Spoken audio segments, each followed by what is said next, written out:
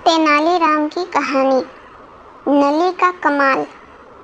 एक बार राजा कृष्णदेव राय अपने दरबारियों के साथ चर्चा कर रहे थे। चर्चा करते करते अचानक बात चतुराई पर होने लगी। महाराज कृष्णदेव राय ने राय के दरबार में राजगुरु से लेकर कई अन्य दरबारी तेनालीराम से जलते थे।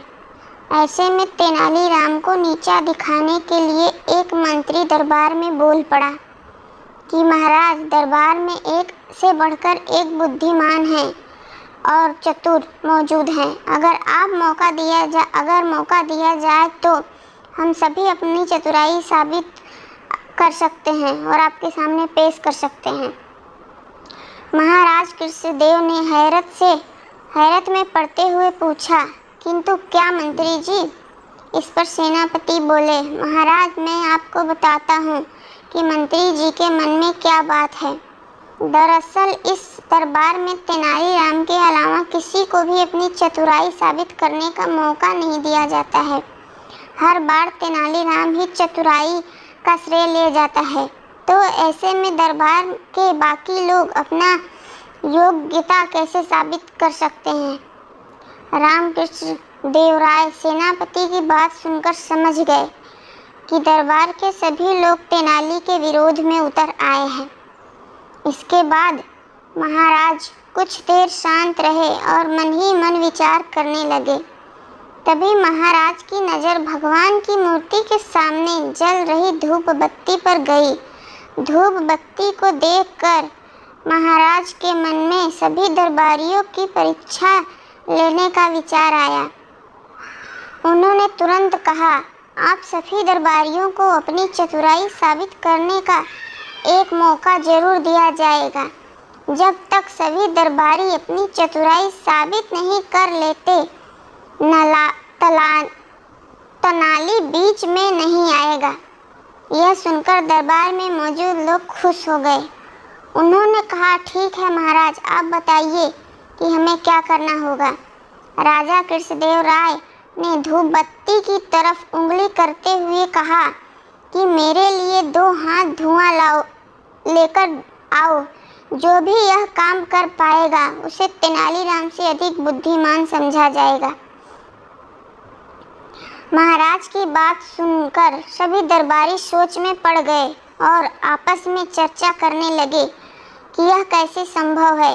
भला धुआं को नापा जा सकता है क्या?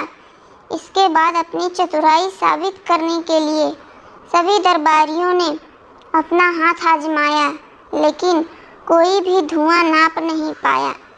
जैसे ही कोई धुएं को नापने की कोशिश करता, धुआं उनके हाथों से निकलकर उड़ जाता। जब सभी दरबारियों ने हार मान ली, तब उनमें से एक दरबारी बोला कि महाराज, हमारे हिसाब से धुएं को नापा नहीं जा सकता। हाँ, अगर तेनालीराम ऐसा कर पाए तो हम उसे अपने से भी बुद्धिमान मान लेंगे, लेकिन अगर वह ऐसा नहीं कर पाए तो उनको भी हमारे जैसा ही समझना होगा। राजा मुस्कुराते हुए बोले, क्यों तेनालीराम, क्या तुम तैयार हो? इस पर तेनालीराम ने सिर झुकाते हुए कहा, महाराज, मैंने हमेशा आपके आदेश का पालन किया है, इस बार भी जरूर करूँगा। इसके बाद तेनालीराम ने एक सेवक को बुलाया और उसके कान में कुछ कहा। उनकी बात सुनकर सेवक तुरंत दरबार से बाहर चला गया। दरबार में चारों ओर चुप्पी छा गई। सभी यह देखने के लिए उतावले हुए जा रहे थे कि आखिर कैसे तेनालीराम राजा को 2 हाथ धुआं देता है। तभी सबकी नज़र सेवक पर पड़ी, जो शीशे की बनी 2 हाथ लंबी नली लेकर दरबार में वापस आया। तेनालीराम ने उस शीशे को नली का मुंह धूपबत्ती से निकलते धुएं पर लगा दिया। थोड़ी ही देर में शीशे की पूरी नली धुएं से भर गई और तेनाली ने जल्दी से नली के मुंह पर कपड़ा लगाकर उसे बंद कर दिया और उसे महाराज की तरफ करते हुए कहा, महाराज, यह लीजिए 2 हाथ धुआं। यह देखकर महाराज के चेहरे पे मुस्कान आ गई और उन्होंने तेनाली से नली लेकर दरबारियों की ओर देखा। सभी के सिर तेनालीराम की चतुराई देखकर शर्म से नीचे झुके हुए थे।